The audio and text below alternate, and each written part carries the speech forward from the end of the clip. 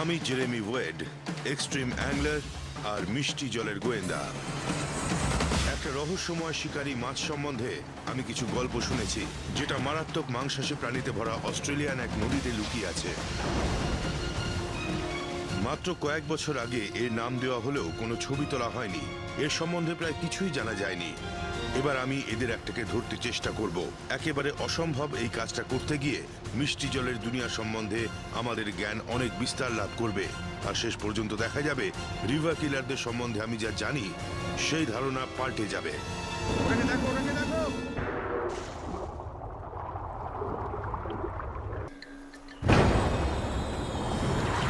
আমি আবিষ্কার করি এর সব থেকে দুর্দান্ত দুই শিকারী হচ্ছে সমুদ্র থেকে আসা অনধিকার প্রবেশকারী। একটাকে দেখলেই খুনি বলে মনে হয়, কিন্তু সেটা শান্ত প্রকৃতির একটা দৈত্য। ও, এটা একটা সফিশ।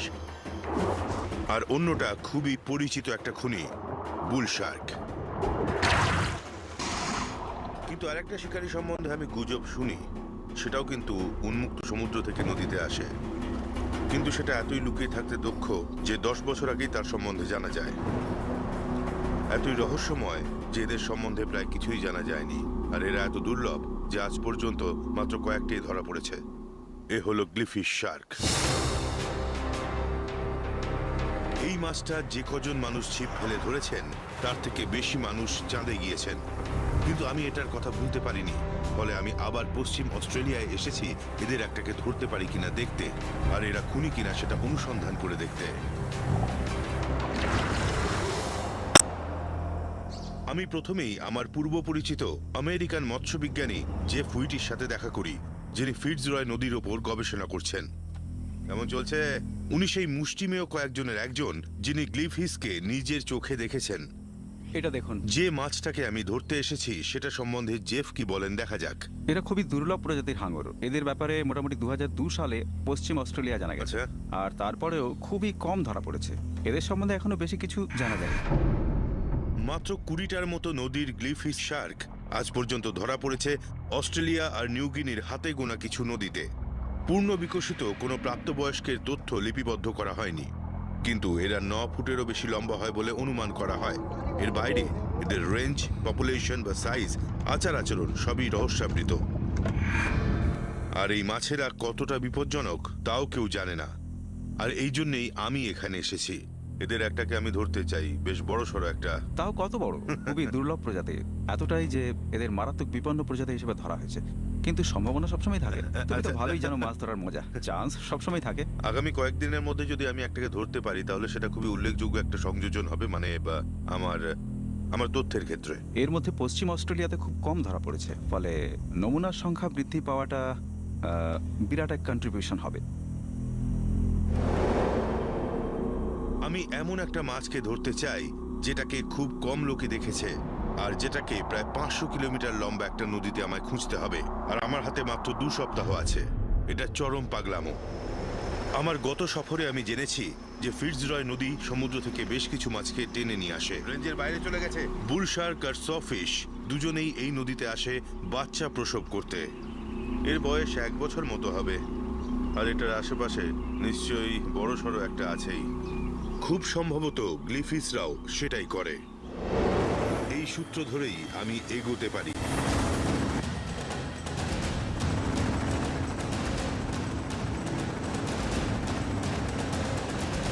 এই হলো ফিটজরয় রিভার। এর পরিবেশ একেবারে চরম অভাবন্য। যে কোনো প্রাণীর পক্ষেই ওই নিচে বাস করতে হলে শক্তপোক্ত হতেই হবে। আর এই জলে যদি এমন খুনি থাকে যার সম্বন্ধে আমরা বিশেষ কিছু জানি না, এই জায়গাতেই তাদের খোঁজা দরকার। ফিটজরয় প্রবাহিত হয় দুনিয়ার শেষতম বিশাল প্রত্যন্ত প্রান্তের ভেতর দিয়ে, জনমানব শূন্য, নিরুপদ্রব, প্রতিকূল পরিবেশের মধ্যে দিয়ে। লোকে বলে এর জলে অজস্র মাংসখেকো প্রাণী বাস করে, কারণ যখন কেউ নিখোঁজ হন তার কোনো চিহ্ন পাওয়া যায় না।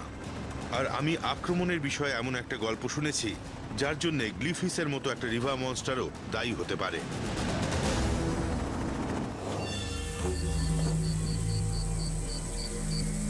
গ্রীষ্মের এক সন্ধ্যায় যখন মারাত্মক লু বইছিল,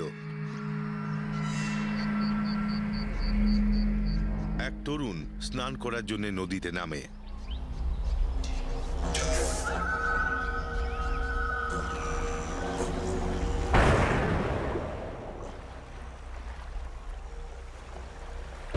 কয়েক মিটার যাওয়ার পর উনি অনুভব করেন কিছু একটা ওনার মাংস কামড়ে নিচ্ছে।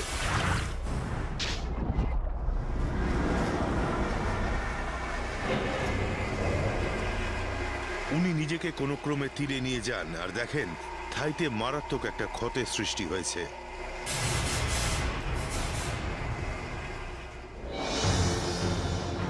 আমাকে বলা হয়েছে যে আক্রান্ত ওই তরুণ প্রাণে বেঁচে যান, কিন্তু আক্রমণকারীকে শনাক্ত করা যায়নি। শুনে মনে হচ্ছে এটা মিষ্টি জলের কোনো হাঙরের কাজ, আর যে গ্লিফিসকে আমি ধরতে এসেছি ওরাও সন্দেহভাজন হতে পারে। হেলিকপ্টারে এই ওপর থেকে আমি সব সম্ভাবনাময় ফিশহোল, বিপজ্জনক জায়গাগুলো আর পালাবার রাস্তাগুলো দেখে রাখি, কারণ যে মুহূর্তে আমি মাটিতে নামবো আর মাছ ধরা শুরু করব, আমি কোনো হাসপাতাল থেকে বহু দূরে থাকব। যে সমস্ত খুনিদের আমি দেখতে পাবো আর যাদের দেখতে পাবো না, তাদের দুজনের থেকে আমায় দূরে থাকতে হবে।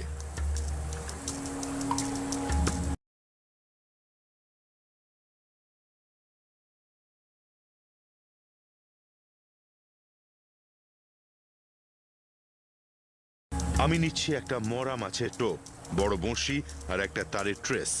ঘোলা জলে দাঁতওয়ালা শিকারী মাছেদের ধরার পক্ষে এইগুলোই উপযুক্ত। মনে হচ্ছে একটা গেঁথেছে। আরে এটা তো একটা কাঁকড়া দেখছি। মানুষ খেকোদের সব থেকে নিচের সারির প্রাণী। বড় শিকারীরা যা কিছু ছেড়ে যায়, নদীর এই কাঁকড়াগুলো সেগুলো খেয়ে ফেলে। দেখছেন, এই টোপটা কিন্তু কাঁকড়াটা পুরো খেয়ে শেষ করে দিয়েছে। কিন্তু এটাই একমাত্র কৌশলগত সমস্যা নয়। এখানে মাছ ধরা বেশ সমস্যার। জলে ভেসে আসা এই সমস্ত জিনিসগুলো আমার লাইনে জড়িয়ে যাচ্ছে। ওপরে প্রচুর আবর্জনা ভাসছে, আমার লাইনটা ঢিলে হয়ে যাচ্ছে। দুনিয়ার অন্য কোনো প্রান্ত হলে আমি জলে নেমে আমার জিনিসগুলো উদ্ধার করতাম, কিন্তু এখানে অন্য ঝুঁকি আছে। যেখানে টোপ ফেললে আমি যাদের চাইছি তাদের আকর্ষণ করতে পারবো, সেটা করাই কিন্তু প্রচণ্ড কঠিন হয়ে যাচ্ছে।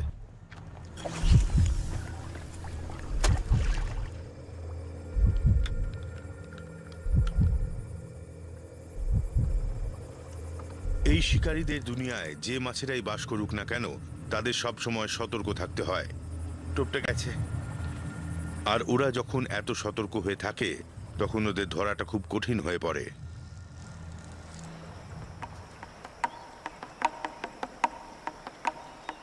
লাইন টানছে। শেষমেশ পরের দিন সকালে কিছু একটা টোপ গেলে আমি লাইনটাকে আরেকটু ছাড়ছি, ওকে একটু খেলিয়ে তুলতে চাই। আচ্ছা, এবার টানছি।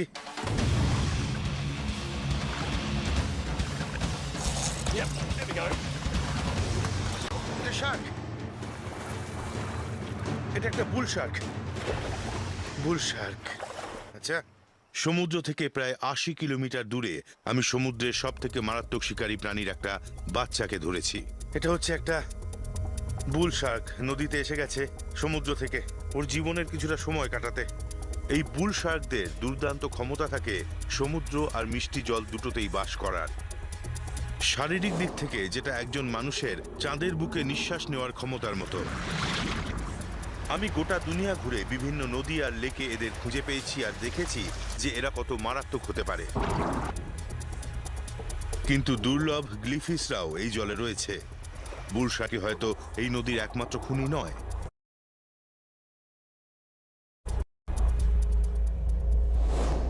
এখন এটাই প্রমাণ যে বুল শার্করা এই নদীতে রয়েছে। আর আমায় বলতে হচ্ছে, যতক্ষণ না অন্য কোনো প্রমাণ পাচ্ছি, এই নদীতে কোনো হাঙরের আক্রমণের জন্য এরাই হলো আমার ১ নম্বর সন্দেহভাজন।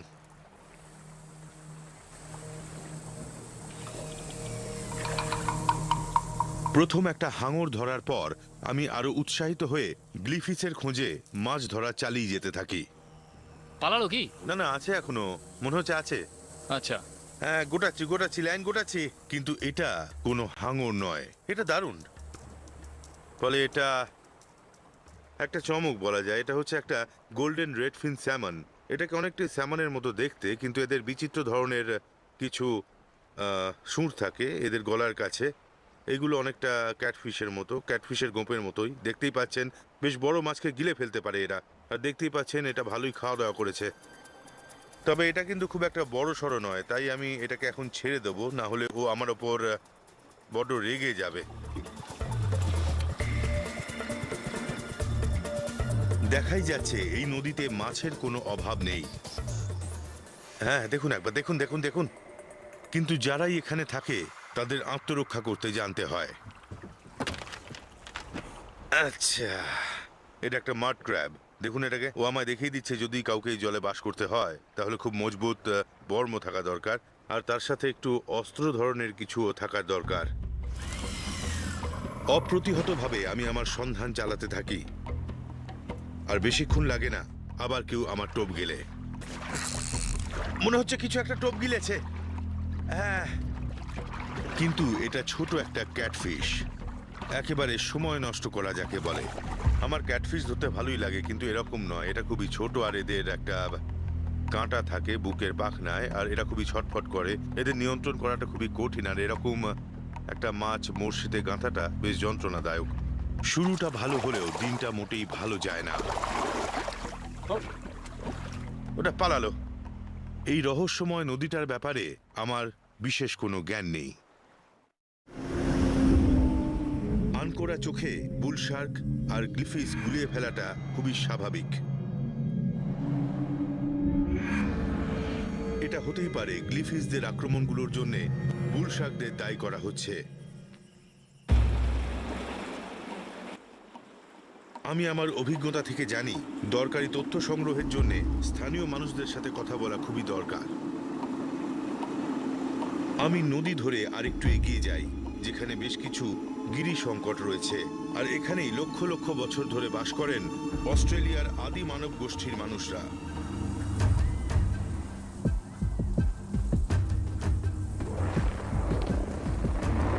স্থানীয় গাছপালা ও প্রাণীদের বিষয়ে এদের অগাধ জ্ঞান রয়েছে।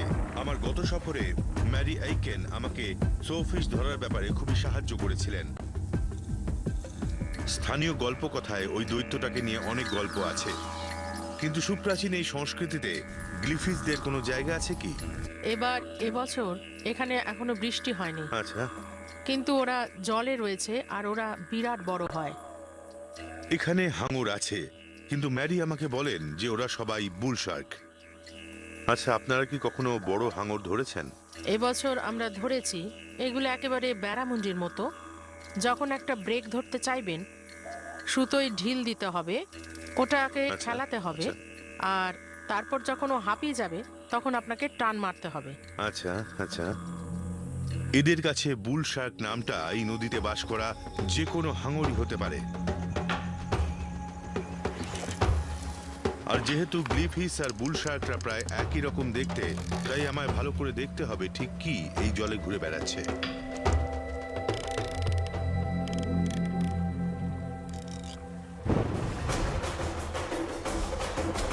এখনো আছে, এখনো আছে, এখনো আছে।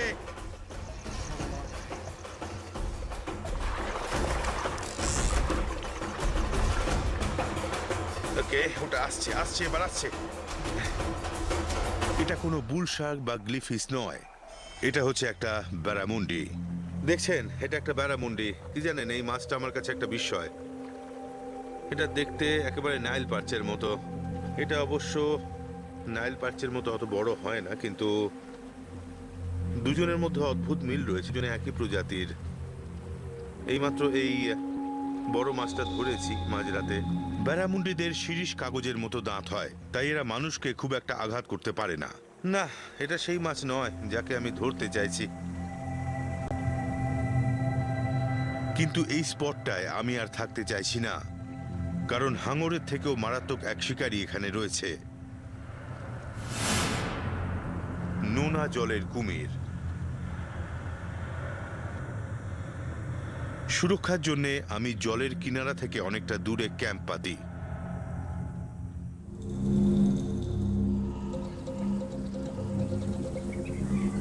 পরের দিন সকালে স্থানীয় এক গাইড আমার সাথে দেখা করতে আসে। উনি শুনেছেন যে আমি এখানে আছি, আর ওনার গল্পটা শুনে আমার মনে হলো আমার আরো সতর্ক থাকা উচিত ছিল। লোকে বলে ওদের চোখে আঙুল ঢুকিয়ে দেওয়ার কথা, কিন্তু তাতে কোনো কাজ হয় না, বুঝলেন? কুমির যদি একবার আপনাকে ধরে তাহলে ছাড়া পাওয়ার কোনো উপায় আছে বলে আমার মনে হয় না। ড্যান ডাঙ্কান আর ওনার বান্ধবী সোনিয়া আউটব্যাকে মাছ ধরতে এসেছিলেন।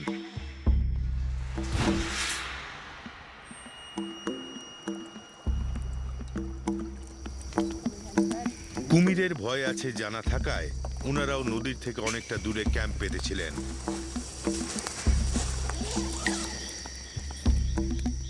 কিন্তু নদী থেকে অত দূরে থেকেও ওনারা বিপদ এড়াতে পারেননি। আর ওটা ওখানে সারা রাতই ছিল। তারপর যখন 3টে বাজে তখন ওটা কিছু একটা করবে বলে ঠিক করে।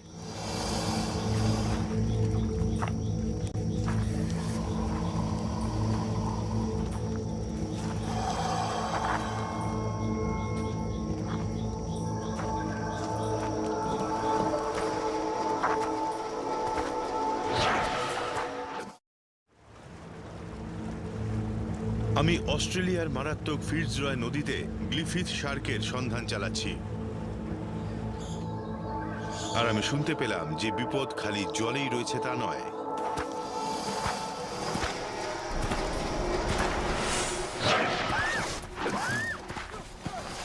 ড্যানের বান্ধবী কোন রকমে কুমিরের কামড় এড়িয়ে পালিয়ে যেতে পারেন, যাও যাও না! আর ড্যান টেন্টে জড়িয়ে গিয়ে নিজের প্রাণ বাঁচানোর জন্য লড়তে থাকেন। ও আমার হাতটা কামড়ে ধরেছিল আর আমি উল্টে যাই, আর তখন ও আমাকে নদীর দিকে টেনে নিয়ে যেতে থাকে।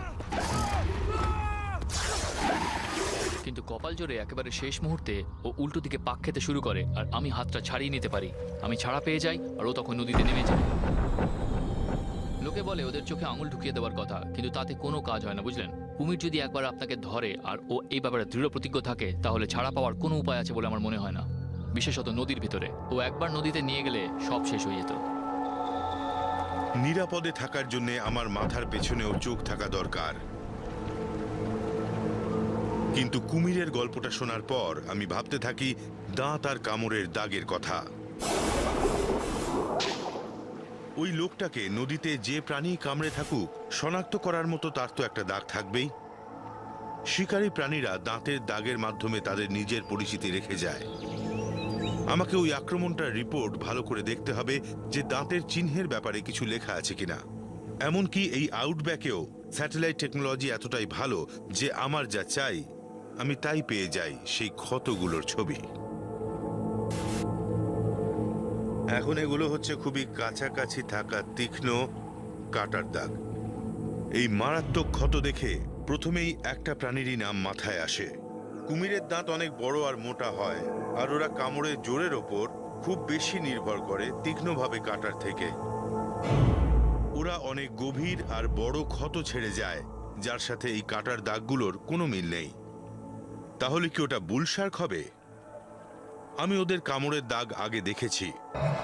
একটা কেসে প্রাইজ পাওয়া একটা ঘোড়া অস্ট্রেলিয়ার ব্রিসবেন নদীতে নেমেছিল যখন ওটাকে একটা বুল শার্ক আক্রমণ করে।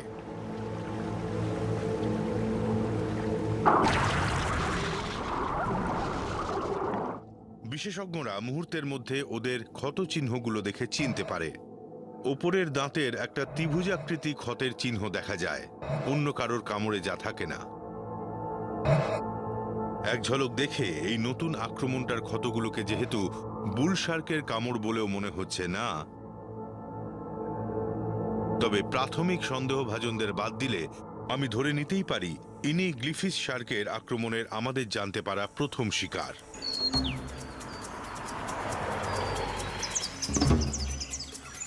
আমি স্রোতের অনুকূলে আরো এগিয়ে একটা হাঙরদের হটস্পটে যাই, যেখানে জেফ হুইটির মৎস্যবিজ্ঞানীদের দল তাদের গবেষণা চালাচ্ছেন। সম্প্রতি আমরা একবার ফিটজরয় নদীর ক্রসিং গেজ পর্যন্ত গেছি, কিন্তু এই অঞ্চলে আমরা খুব বেশি স্যাম্পল সংগ্রহ করিনি। ম্যাক্সিমাম কভারেজের জন্য ওনারা নদীর এক পার থেকে আরেক পার বরাবর গিল নেট বসাচ্ছেন। ওনারা কি ধরতে পারছেন সেদিকে আমি নজর রাখবো, একই সাথে নিজেও ছিপ ফেলে দেখব।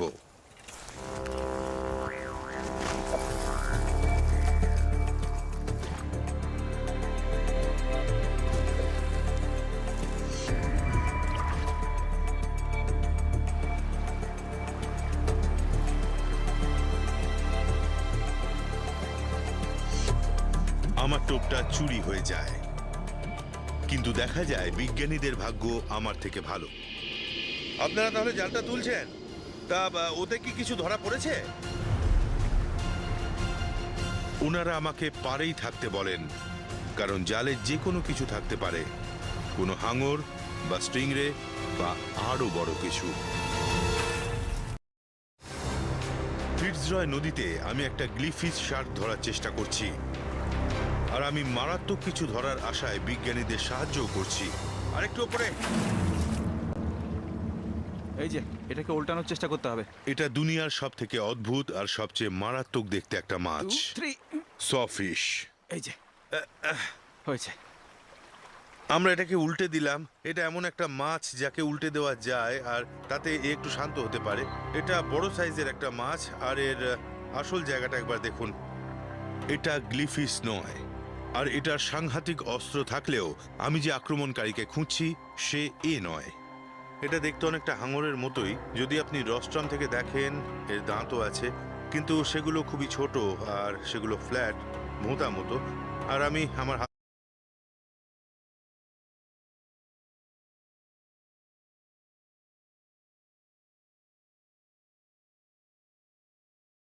ইচ্ছাকৃতভাবে মানুষকে আক্রমণ করেছে বলে জানা নেই। দেখতেই পাচ্ছেন এই মাছেদের সংখ্যা গোটা দুনিয়ায় দ্রুত কেন কমে আসছে। মানে এই মাছেরা অতি সহজেই জালে জড়িয়ে যায়। আপনি যদি কমার্শিয়াল ফিশারম্যান হন, আপনার কাছে সময়ের দাম আছে। প্রচুর সময় ব্যয় করে আপনি এদের জাল থেকে ছাড়িয়ে ছেড়ে দিতে চাইবেন না, সেখানে ও আরেকটা জালে গিয়ে আটকে যাবে, তাই জেলে রেখে মেরেই ফেলে। এটা খুবই দুর্লভ জায়গা যেখানে এদের মোটামুটি একটু সুস্থ অবস্থায় পাওয়া যায়। উনি একটা ট্যাগ লাগাচ্ছেন, একটা ফুটো করে একটা ছোট ফুটো করে উনি পিঠে ট্যাগটা লাগাচ্ছেন। ডিএনএ বিশ্লেষণের জন্য উনি টিস্যুর কিছু নমুনা নিচ্ছেন, তারপর ট্যাগটা লাগিয়ে দিচ্ছেন।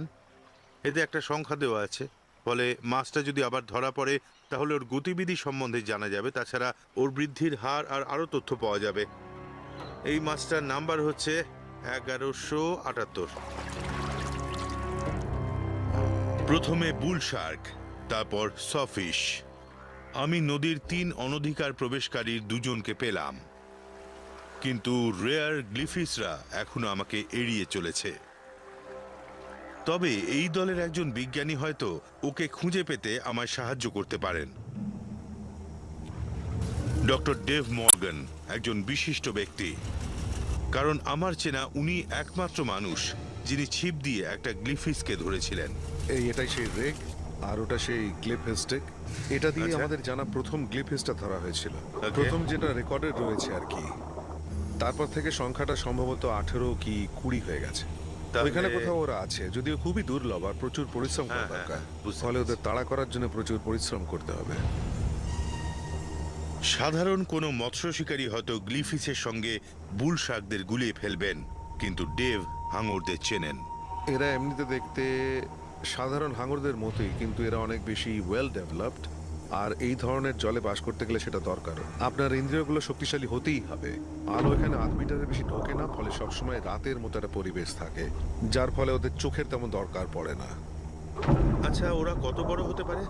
সব থেকে বড় যেটার খোঁজ পাওয়া গেছে সেটা ছিল 2.5 মিটার মতো, কিন্তু অনুমান করতে পারেন যে ওরা 3 মিটার পর্যন্ত সম্ভবত হয়, ফলে একটা 10 ফুটের আচ্ছা, প্রাণী। এরা কি খুবই বিপজ্জনক? হ্যাঁ, সম্ভবত খুব বিপজ্জনক হতেই পারে।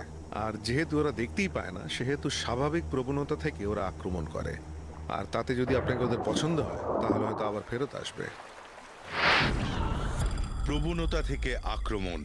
আমি আক্রমণটার অনুসন্ধান করছি, এটাই তার উপযুক্ত বর্ণনা। ঘোলা জলের নদীতে সাঁতারুটাকে যে প্রাণীটা কামড়েছিল সে দেখতেই পায়নি কাকে কামড়াচ্ছে।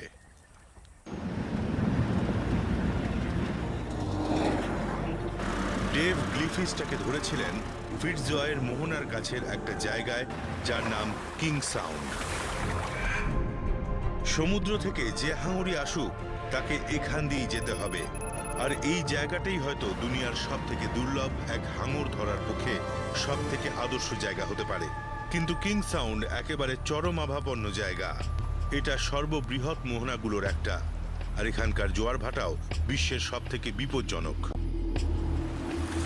দিনে 2 বার প্রচন্ড ঘোলাটে জল প্রায় 9 মিটার পর্যন্ত ওঠানামা করে। বোট হয় সরে আসা বালিতে গেঁথে যায় অথবা প্রচন্ড স্রোতের টানে সমুদ্রে ভেসে যায়। এই জলে নামাটা আত্মহত্যার নামান্তর, আর জলে ভাসাটাও প্রচন্ড বিপজ্জনক।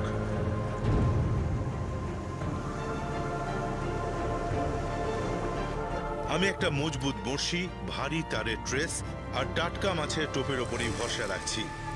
যদি এখানে কোনো গ্লিফিশ থেকে থাকে, আমার হাতে ধরা পড়বেই।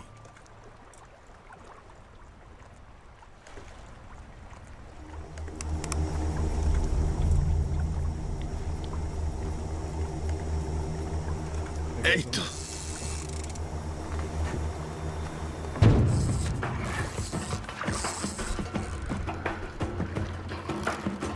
কি সাংঘাতিক! ওটা ঝুলে আছে। প্রকাণ্ড মাছ, ধূসর একটা ঝলক দেখলাম। এমন বিস্ফোরক ঝাপটা আর বারবার দিক পরিবর্তন করাটা ইন্টারেস্টিং। এটাকে খেলিয়ে তুলতে হবে। এবার এটাকে দেখব। আচ্ছা, একটা বড় সড়ো স্টিংরে। আচ্ছা, এটা গ্লিফিশ নয়, তবে হাঙরদের ঘনিষ্ঠ প্রজাতি। এটা একটা বিরাট রে। কামড়ের দিক থেকে এটা সেরকম কিছু নয়, তবে এদের দাঁত আছে, কিন্তু সেগুলো কাটার মতো নয়। ওগুলো চ্যাপ্টা আর ভোঁতা। স্টিংরেদের দাঁতকে ভয় পাওয়ার কিছু নেই। আমি থাইল্যান্ডে একটা প্রকাণ্ড মিষ্টি জলের স্টিংরে ধরেছিলাম। ওর কাঁটাটা ছিল 10 ইঞ্চি লম্বা, যেটা ঘন বিষাক্ত শ্লেষ্মায় ঢাকা ছিল, আর ওটা মারাত্মক জখম করার মতোই ছিল। এই রেটা ছোট, কিন্তু ওরকমই মারাত্মক। খুব ভয়ানক কাঁটাটা আছে ওর লেজে। এটা বিষাক্ত শ্লেষ্মায় ঢাকা, কাজেই একে আমি বোটে তুলব না।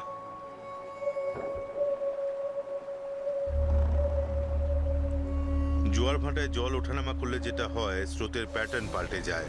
মাছেরা সম্ভবত সমানে মুভ করতে বাধ্য হয়, মানে গতিশীল জলে তাদেরও তাল রেখে চলতে হয়। ওপর থেকে জলকে শান্ত মনে হলেও আসলে 10 নট পর্যন্ত গতিতে স্রোত প্রবাহিত হচ্ছে, আর তার সাথে সমানে বালির স্তর সরে যাচ্ছে। ফলে নদীটা হঠাৎই একটা মাইন ফিল্ডে পরিণত হয়েছে।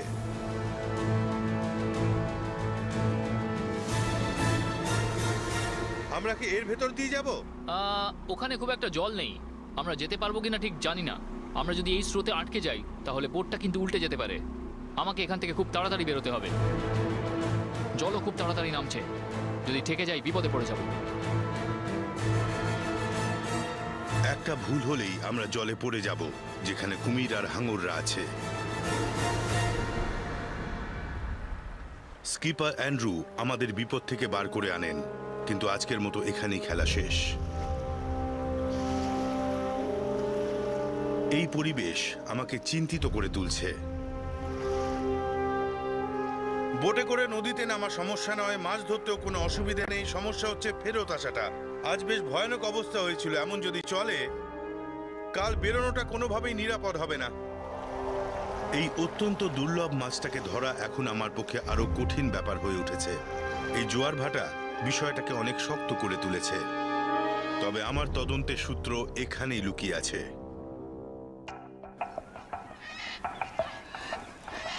পরের দিন ভোরে নদী একেবারে শান্ত। আমরা আবার কাজে নেমে পড়ি। আবার জোয়ার শুরু হওয়ার আগেই একটা ভালো স্পটে পৌঁছে যাই। বিজ্ঞানীরাও এখানে আছেন, আর জেফ জাল পাতার কাজ শুরু করে দিয়েছে। Good morning. এই যে কি খবর? ঠিক আছি, এখানকার জোয়ার ভাটার সাথে মানিয়ে নিচ্ছি। সে তো ভালোই। যদি কোনো হাঙর ধরতে পারি, আমায় নিশ্চিত করতে হবে ওটা আসলে কোন প্রজাতির, কারণ আমি একটা গ্লিফিশ মিস করতে পারি না। তাহলে আজ কি কোনো আশা আছে? আমি চিরদিনই আশাবাদী। এখন যদি আমি লাইন ফেলি আর যদি এমন কিছু একটা পাই যেটা বুল শার্কের মতো দেখতে, ওটা গ্লিফিশ কিনা বুঝবো কি করে? ওদের কয়েকটা বৈশিষ্ট্য আছে, যেমন চোখ, ওগুলো খুবই ছোট, বুল শার্কদের থেকে অনেক ছোট। আচ্ছা, এর সাথে পিঠের পাখনাগুলোও দেখতে হবে বুল শার্কদের থেকে, যেটা আলাদা। পিঠের পাখনাটা গ্লিফিশদের অনেকটা বড়। তাহলে ওটা বুল শার্কের মতোই দেখতে, কিন্তু পুরোপুরি নয়। হ্যাঁ, ঠিক তাই। আচ্ছা আচ্ছা, বেশ। মানে এদের সাথে বুল শার্কদের গুলিয়ে ফেলার আসল কারণটা হলো এরা দুজনেই একই ধরনের জায়গায় বাস করে, এই কাদায় ভরা ঘোলা জলে।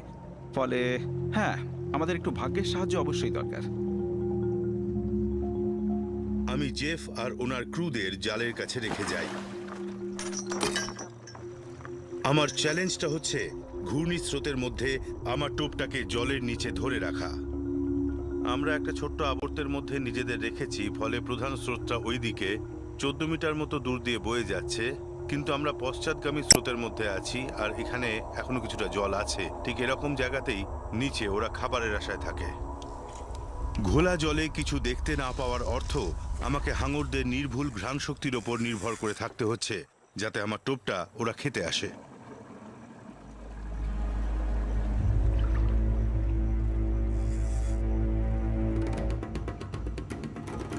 মনে হচ্ছে কিছু একটা গিলেছে। হ্যাঁ,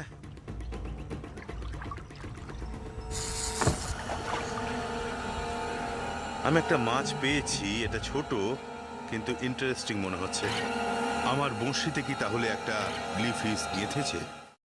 খুবই রেয়ার গ্লিফিশ শার্কের খোঁজে আমি এখন এসেছি পশ্চিম অস্ট্রেলিয়ার কিং সাউন্ডে। আমি একটা মাছ ধরেছি, কিন্তু এটা খুবই ছোট, তবে ইন্টারেস্টিং মনে হচ্ছে। ওহ, এটা একটা হাঙর। হাঙর, এটা কি গ্লিফিশ হতে পারে?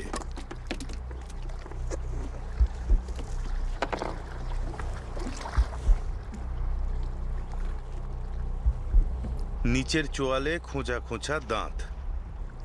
এবার আমি দেখতে পাচ্ছি এই বাচ্চাগুলোকে শনাক্ত করা কতটা শক্ত। আমার মনে হয় এটা গ্লিফিশ হতেও পারে, তবে জেফকে একটু কল করা যাক।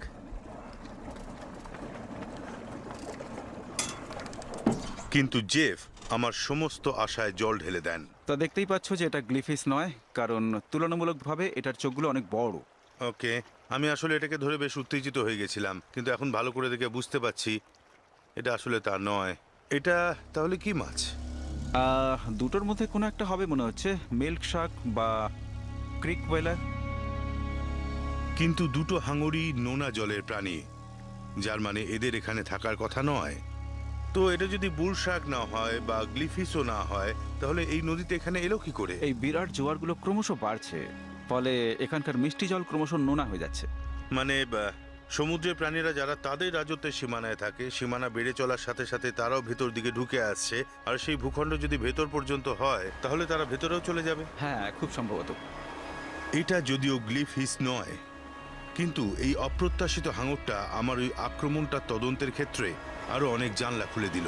এটা দেখিয়ে দিল যে পশ্চিম অস্ট্রেলিয়ার মারাত্মক জোয়ারের সাথে সাথে সমুদ্রের শিকারী প্রাণীরা বহু দূরের ভূখণ্ডের ভেতর পর্যন্ত চলে আসছে, যাতে তারা একেবারে নতুন শ্রেণীর প্রাণীদের শিকার করতে পারে। কিং সাউন্ডে আমি যা শিখি তা থেকে আমি নিজে জোয়ারের জল নিয়ে তদন্ত করব বলে ঠিক করি। আক্রমণটা যেখানে ঘটেছিল আমি সেখানে যাই। যেহেতু এটা ভূখণ্ডের 3.25 কিলোমিটার ভেতরে, তাই আগে আমি মিষ্টি জলের শিকারী প্রাণী ছাড়া বাকি সবাইকে সন্দেহের তালিকার বাইরে রেখেছিলাম।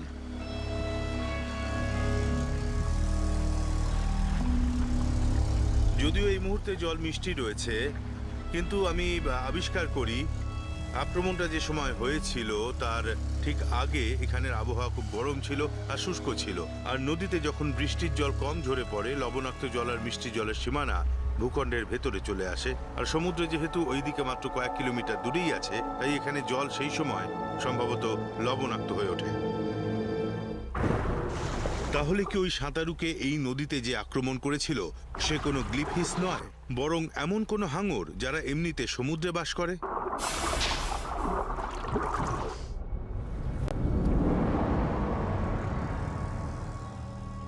আমাকে আবার কামড়ের দাগটা দেখতে হবে, যেটা অপরাধীর ফিঙ্গারপ্রিন্ট। আমি কাছের একটা আর্কাইভে আসি এই আশায় যে কিছুটা প্রাচীন পদ্ধতির গবেষণা থেকে ধাঁধাটার উত্তর হয়তো পাওয়া যাবে। বুল শার্কের দাঁত যেমন তাদের চিহ্ন রেখে যায়, অন্যান্য হাঙরদের ক্ষেত্রেও তাই হয়। আর এখন আমি যেহেতু জানি ফিটজরয়ের মতো নদীতে অন্যান্য হাঙররাও এসে থাকে, আমি হয়তো এই কামড়ের দাগগুলো কোন অপরাধীর তা শনাক্ত করতে পারবো। এটা হচ্ছে মেকো শার্কের, আর এর দাঁতগুলো একেবারে আলাদা। এরা মসৃণভাবে কাটতে পারে না, এরা গর্ত করে একেবারে ক্ষতবিক্ষত করে তোলে। গত 60 বছরে 40টারও বেশি মেকো শার্কের আক্রমণ ঘটেছে। এরা সুপরিচিত খুনি, আর আমার মনে হচ্ছে একটা মেকো নদী বেয়ে চলে এসেছিল, কারণ এই দাগগুলো দেখে মনে হচ্ছে এটা মেকোরই কীর্তি।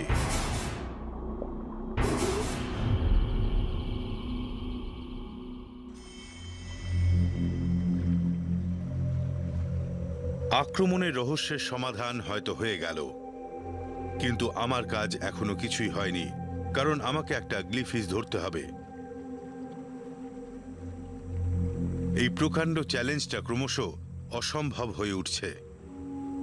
গত 10 বছরে এই প্রাণীদের মাত্র 20টার মতো ধরা হয়েছে, আর তার বেশিরভাগই ধরা পড়েছে জালে। ফলে আমাকে যে কাজটা দেওয়া হয়েছে সেটা একটা খড়ের গাদায় ছুঁচ খোঁজার থেকেও কঠিন ব্যাপার। আর তার সাথে যোগ হয়েছে এখানকার বিশাল অঞ্চল জুড়ে থাকা জলের দুনিয়ার সব থেকে মারাত্মক জোয়ার ভাটার খেলা। তাই আমার কাজটা এখন পাগলামি বলেই মনে হচ্ছে।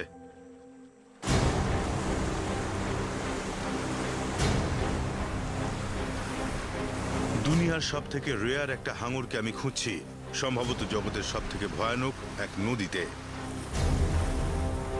তবে এবার কি আমি আমার সাধ্যের বাইরের কোনো কাজে হাত দিয়ে ফেলেছি?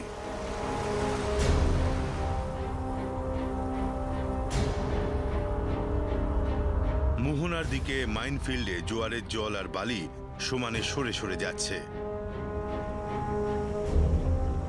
কিন্তু আমরা আরো এগিয়ে যাই আর মন্থর জলের একটা অঞ্চলে অপেক্ষা করতে থাকি। 3টে লাইন ফেলে আমি এবার অপেক্ষা করব।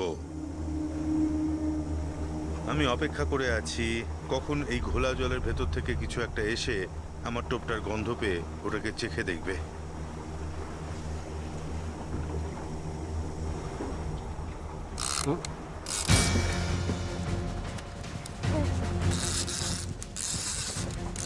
বেশ ভালোই টানছে।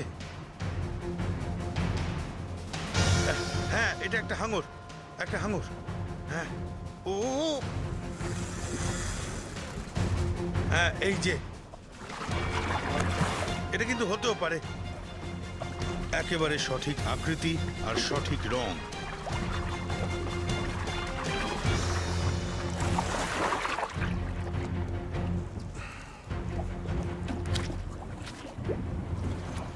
জেফ যা বলেছিল তার থেকে জানি এটা গ্লিফিস নয়, কারণ এর পিঠের দ্বিতীয় পাখনাটা অনেক ছোট।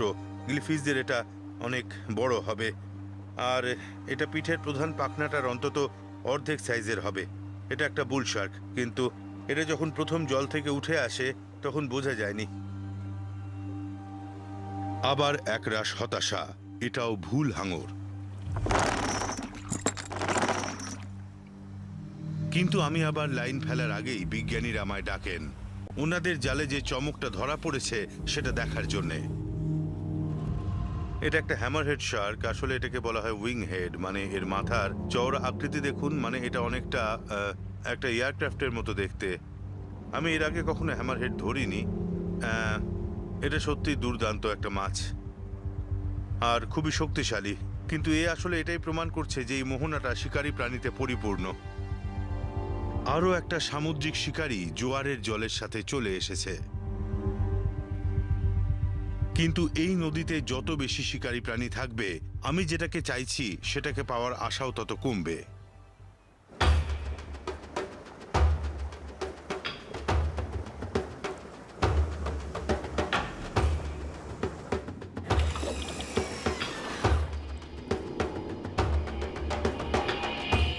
এখন ভাটা শুরু হয়ে গেছে, ফলে মাছও এখন কম ধরা পড়ছে।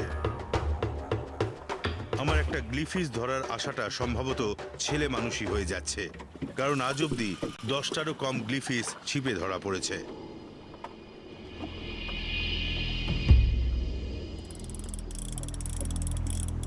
কিন্তু কিছু একটা আমার টোপ গেলে এটা মুভ করছে। হ্যাঁ হ্যাঁ, ওটা রয়েছে, ওটা ছুটছে।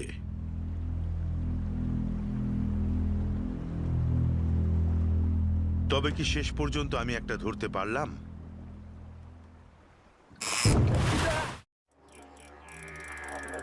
অস্ট্রেলিয়ার ফিটজরয় রিভারে কিছু একটা আমার টোপ গিলে ছুটছে। কিছু পেলে? কিছু একটা ধরেছি। তাহলে এবার লাইনটা গোটাও। ওটা উপরে উঠছে। এটা ধরে থাকো। ও আসছে, আসছে। এটা একটা হাঙর, কিন্তু ঠিক মতো ধরা পড়েনি। বড়শিটা ওর মুখে নয়, ওর পাখনায় বিঁধেছে। ল্যাজ ধরে তুলতে পারবে কি? যে কোনো সময় ও পালাতে পারে। আমাদের চেপে ধরতে হবে। এবার ধরো, দেখো একবার, দেখো একবার, দেখো। সাবধানে, মনে হচ্ছে এটা। হ্যাঁ, ঠিক আছে, ঠিক আছে, ঠিক আছে। আচ্ছা, ধরে থাকো, ধরে থাকো। কিন্তু হঠাৎই সব শান্ত হয়ে যায়, কারণ বোটের সবাই বুঝতে পেরেছে এই হাঙরটা একটু অন্যরকম। এটাই কি গ্লিফিসদের সেই চিহ্ন? হ্যাঁ, নিঃসন্দেহে। সত্যি দারুণ। এই প্রথম এই প্রজাতির ফিল্ম তোলা হচ্ছে। এর থেকে অনেক বড় রিভার মনস্টার আমি ধরেছি, কিন্তু এত রেয়ার কোনো মাছ কখনো ধরিনি। এটা একটা নদীর গ্লিফিশ শার্ক, খুবই দুর্লভ প্রজাতির। এর সমস্ত লক্ষণগুলো মিলে যাচ্ছে। খাঁজগুলোর আকৃতি, এই ল্যাজে যেগুলো আছে, এই অ্যাঙ্গেল ফিনটাও। এই প্রথম ক্যামেরায় ধরা পড়লো। ওকে তাড়াতাড়ি ছেড়ে দেওয়া দরকার। খুব কম মানুষই এই প্রাণীটাকে এক হাতে ধরতে পেরেছে। 1 2 3 কিন্তু আমাদের দ্রুত কাজ করতে হবে। এই হাঙররা খুবই রেয়ার। এদের ওপর কাজ করার জন্য মাত্র 60 সেকেন্ডের অনুমতি আছে। কিন্তু এটা কি খুনি? এরা শক্তিশালী শিকারী প্রাণী, যাদের ইন্দ্রিয়গুলো শক্তিশালী আর অস্ত্র রয়েছে সাংঘাতিক। কিন্তু আমরা এইমাত্র জানলাম যে এই হাঙরগুলোর সত্যি অস্তিত্ব আছে, আর আমরা এদের আচরণ সম্বন্ধে এখনো বিশেষ কিছুই জানি না, এবং কত বড় হলে এরা খুনি হয়ে উঠতে পারে সেটাও জানি না। যখন আমরা কোনো মাছ জলে ছেড়ে দিই তখন বিশ্বাসই হয় না যে সত্যি এটা করছি, কিন্তু বিশেষ করে এটা স্বাভাবিকের থেকে আলাদা। এই মাছটা যেহেতু খুবই কম ধরা পড়েছে, তাই এটা তাড়াতাড়ি জলে ছেড়ে দিতে হবে। এই যাত্রায় সামুদ্রিক জগৎ কোথায় এসে শেষ হচ্ছে আর কোথা থেকে মিষ্টি জল শুরু হচ্ছে সেই সম্বন্ধে আমার যে ধারণা ছিল তা সম্পূর্ণ বদলে গেছে। মুষ্টিমেয় যে সমস্ত মাছ দু ধরনের জলে সাঁতার কাটে সেই তালিকায় আমি এখন গ্লিফিসদের যুক্ত করলাম, কিন্তু মনস্টারের তালিকায় এরা যুক্ত হবে কি? মাছটা যে এখানে আছে সেটা আমরা 10 বছর আগেও জানতাম না। তাই এটা আমার কাছে একটা শিক্ষা যে জলের তলায় কি আছে সেই তথ্য এই একবিংশ শতাব্দীতে এসেও পুরোপুরি রহস্যের আড়ালে।